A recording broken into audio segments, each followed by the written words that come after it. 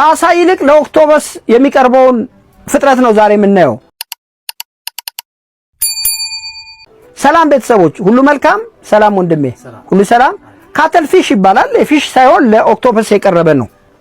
እጅግ በጣም ብልህ ከሚባሉ ፍጥረታቶች ውስጥ አንዱ ነው።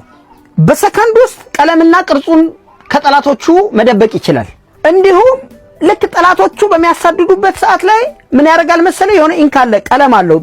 ያመጣና ውሃ ውስጥ ያንን ቀለሙን ይበትናል። ጥቁር ቀለም ውሃውን ያጠቁርባቸዋል። ከጠላቶቹ በዛ ያመልጣቸዋል። ከሱ የበለጠው ነገር ሃይ ኢንተለጀንስ ከሚባሉት ውስጥ አንዱ ነው።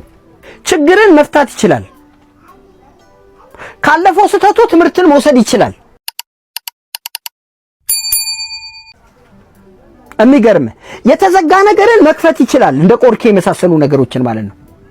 ከትናንሽ ሽልማቶች ይልቅ ለትልቅ ሽልማት ራሱን ያዘጋጃል። ምን ማለት መሰለ?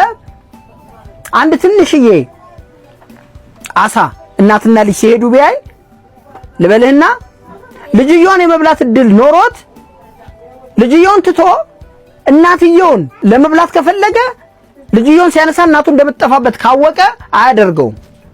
በትንሽ ሽልማቶች በትንሽ ነገር አይሸወድም። ይጠብቃል እናቱን አስልቶ እንዴት እንደሚያገኛት። አየሁ አሁን ሌላው ፍጥረቶች ላይ ይሄ ነገር የለም፣ ያገኙትን ነው። እሱ ግን ሂሳቡን ይሰራል። በትናንሽ ሽልማት አይሸወድም። ለትልቅ ነገር ነው ራሱን የሚያዘጋጀው። በጣም ብልህ ነው። ሃይ ኢንተለጀንስ ነው። በዛ የተነሳ ነው ከአሳ ይልቅ የኦክቶፐስ ቤተሰብ ነው የሚባለው።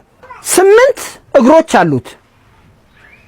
2 ደግሞ ቲንክ ታንኮች የሚባሉ እንደዚህ ማጥመጃ ነገሮች አሉት።